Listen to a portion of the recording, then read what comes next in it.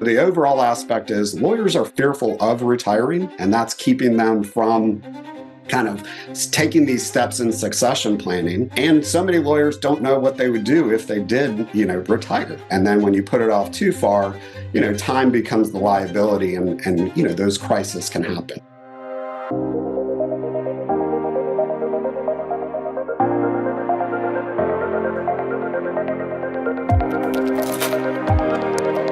Tom, from your perspective, what's happening with respect to the graying of law firm leadership?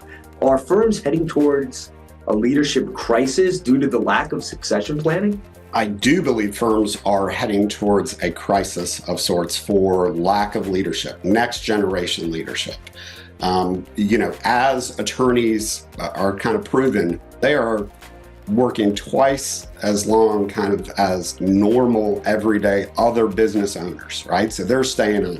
We at the Law Practice Exchange, we can get calls from 80-year-old attorneys who are just calling to get information, not start, but just to get information about what succession planning or what a sale may look like.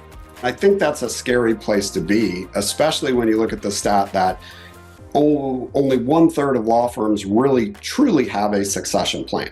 Majority don't have a succession plan, supermajority of 2/3, plus those that are in that majority are aging out and don't have that next level of leadership that's really been cultivated to take over.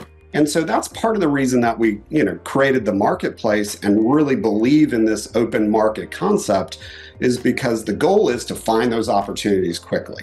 But I will tell you, it is a problem because every law firm transaction that we do requires transition.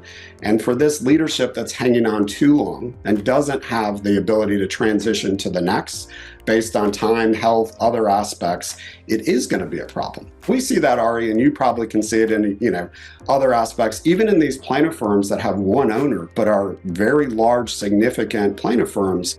They don't have that next generation of ownership necessarily within their firm, and they haven't really been groomed to be that next level, haven't built out that succession strategy.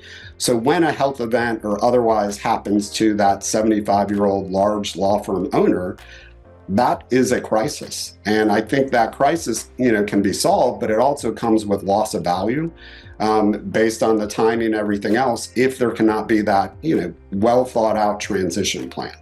The overall aspect is lawyers are fearful of retiring, and that's keeping them from kind of taking these steps in succession planning. And so many lawyers don't know what they would do if they did, retire. And so I think those things are creating this withdrawal from, hey, succession planning is a really good thing, but let's just put it off, right? And then when you put it off too far, time becomes the liability and those crises can happen. I do believe, we are kind of moving that way, but hopefully doing things like this is educating those that it's not scary and you can actually take control of your future through succession planning instead of letting it just happen to you. You can really decide what happens, and hopefully we get some significant movement over the next few years. Tom, I want to thank you for all of your time today, but more importantly, all of the information and the education that you have provided that we are going to share with the legal community. Thanks, Ari. Delighted to have the opportunity,